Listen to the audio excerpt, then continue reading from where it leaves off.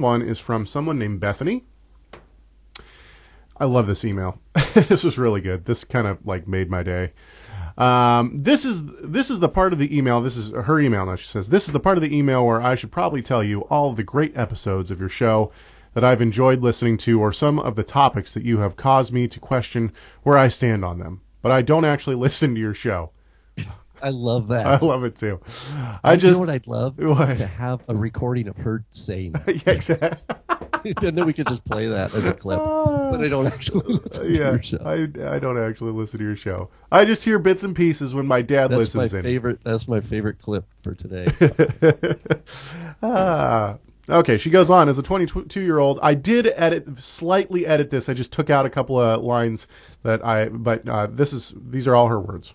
As a 22-year-old, a young lady in the Torah observant or Messianic Hebrew roots whatever movement, I realized that many of the Torah commands, Bible's themes, and main theme revolve around the idea of husband and wife or family. I would like to be married and have a family someday, sooner rather than later, hopefully. I would like to hear you to discuss Yahweh's role and man's role in finding, she puts in quotes, finding a spouse. Maybe the same principles that apply to predestination free will also apply to finding a spouse / waiting for God to bring a spouse. I think Caleb used the wording of one view places hope in self and the other places hope in God. How does a person's view on the subject affect the way they spend their single years? Do you believe that a man or woman should wait until God brings their spouse to them? And then she gives the example of Adam and Eve and Jacob and Rachel. Or should there be an active search?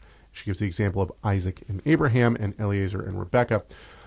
What's a woman's role and what's a man's during the single years?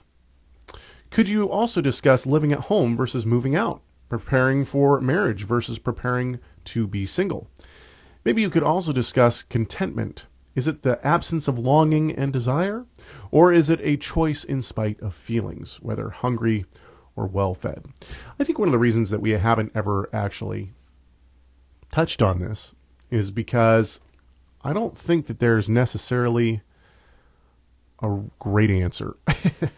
What do you think, Rob? You got kids right in that age. You got a son who's not easy. It's a great question. Of course, and it seems obvious. Just prayer. That's one important aspect. That is but that is obvious. I mean, that's a give me. Yeah. So I think one of the things that I went through a little bit of this too. I didn't get married until I was 30, and so I certainly understand the waiting process. Basically, with the writing of Joshua Harris's book, I Kiss Dating Goodbye, that's when things kind of changed in what I would consider the Orthodox Christian, maybe I'm using that word wrong, the conservative Christian, maybe I should say, conservative Christian / Messianic worldview of dating. Some for the good, I think some for the bad.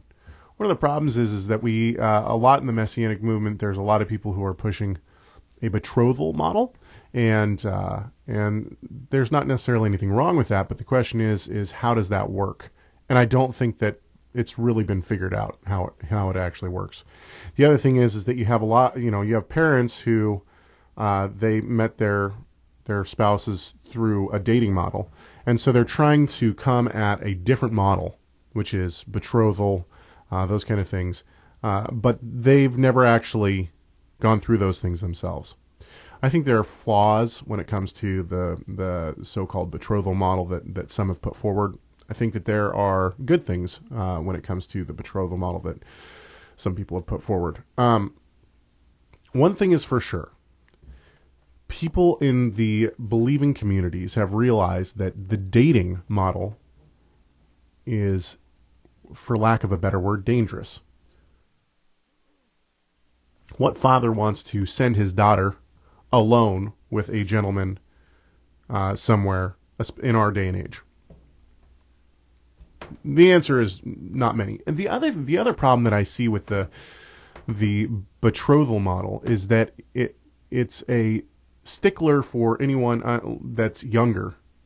But if a older person is, if two eligible bachelor/bachelorettes are, in their late 30s or something like that, then it kind of falls by the wayside. It kind of reverts back to almost a dating model. So I think one of the problems is that you don't have, it hasn't been figured out completely. What do you think, Rob? I like how, what was her name? Bethany. I like how she looked at the models from the patriarchs, and she's noticing multiple type of approaches from the scriptures. And I think in terms of community, that, well, I know Beit Hallel would be an example. I don't live in Tacoma, so I'm not part of the Beit Hallel local community, but I know that there have been, through the larger networks, there have been wonderful marriages that have, wonderful relationships that have come together and have worked out that way. So there's, I think that's a good fruit of being connected with a larger network, family network, or what do I want to say? People who are all of the same mind. And you know what? That's one of the hopes, is that when we have larger communities like that, children grow up and they can meet people who are in a larger network that is quote unquote safer anyway, in terms of some of those basic ideological issues, and that can be helpful. But that doesn't solve, if you're in a little marginal community somewhere, and you don't have a bigger network of people who are all of the same mind. That can be tough. And I don't know about, I know some of the churches in Spokane have singles ministry. They even have like a singles pastor, I think, to like help singles people. But I have no idea how those types of social setups work, and then how many people come and want to take advantage of the social aspect, but they're not really in it because of their relationship with the Lord, but it's just like another opportunity to meet people. So, boy, I don't have any answers. Mike in the chat room says that Bethany is his daughter, and I knew that actually. And she has a website. I'm not going to give it out on air because should I, Mike? I don't know. Type in if I should give out her blog on the air. Anyway, so we have a lot going on in the chat room right now, and I think this is kind of it's interesting because Adam says the betrothal model has a lot of the same problems as the dating model does. I would agree with that. Everybody has a little bit different idea of what betrothal is. Mike says that his oldest daughter used the betrothal model, and once again, I think we'd have to define our terms on what exactly the betrothal model is. I think that when it comes to, there was an article written about the betrothal model and how that should work, and I shouldn't say how it should work. The problems that this person saw with the betrothal model, and there were some very good points made. And some of the things that I felt put in some of the situations, which was that when a man has to come to a father and talk to a father and all these kind of things, there's a certain level of expectation that's automatically assumed, maybe not by the father, but certainly by the man who's coming to the father. So there's a certain level of expectation that's already, there's no room for trying to get to trying to understand if this person is right for you, it feels almost like you're already making a commitment to that person that in some ways shouldn't be broken. And so that's one of the problems. Let's listen to what Joshua Harris actually has to say about his book, I Kissed Dating Goodbye. Here we go. Hang on just a sec. This is going to take a few seconds. For some reason, my computer is running extra slow today. Most people have an opinion about this book. A lot of people really dislike it.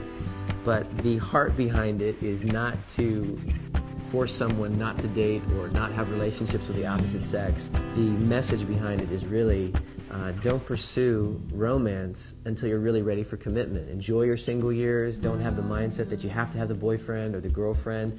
And really to make God your focus in your single years. So Harris says, okay, so the point of the book was not to say that you shouldn't have a relationship with the opposite sex or even to try to push dating out of the equation, but rather to say that a relationship shouldn't get in the way of your relationship with God. I completely agree with that. One of the reasons that I'm treading so lightly is because I think that there's not really a very definitive answer here, one way or the other. I think that, Rob, you're absolutely right. Prayer is obviously the most important and should be the first and foremost. When it comes to predestination, do I believe in a soulmate? No, I don't believe in soulmates. And we could talk about that. My grandmother was married to two believing, wonderful men. The first one died when he was, how old was my grandfather? 65 or so. Died of cancer and a brain tumor. So, and then she got remarried. And then that husband died of Alzheimer's. And she's, I don't know, in her late 80s now. And, I don't know. I don't think that there's anyone significant in her life at the care home that she's in, but maybe, who knows? Maybe she'll get married again. The point is that, we can't, I wouldn't say that either one of them was a soulmate as opposed to the other one. God put both of those men into her life and for a specific reason.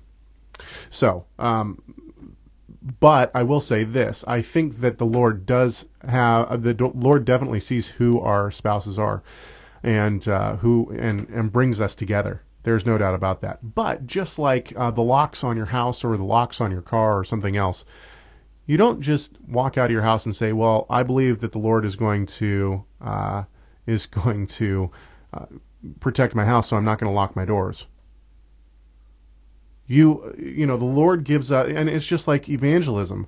We go into evangelism knowing that God uses specific means to bring people to Him, and that we could be that means.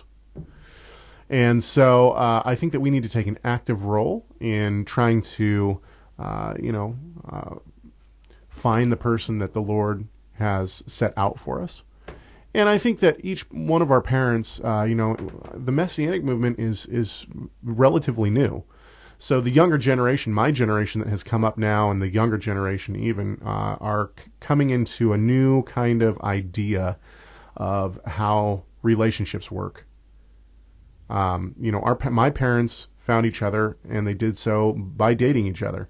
And my grandparents found each other by dating each other. And I would say that the majority of people within the Messianic movement, their parents found each other through dating. And so we're trying to move away from a dating model. I understand that, and I think for in some ways for good reason. But I don't think that I think that a lot of the different communities have different ideas and different ideas of what betrothal and courting is and how that should work. I'm not going to say that one is right or one is wrong, but I think that it's difficult for parents who have never gone through something like that to relate to what it must be like to try to be put in that situation.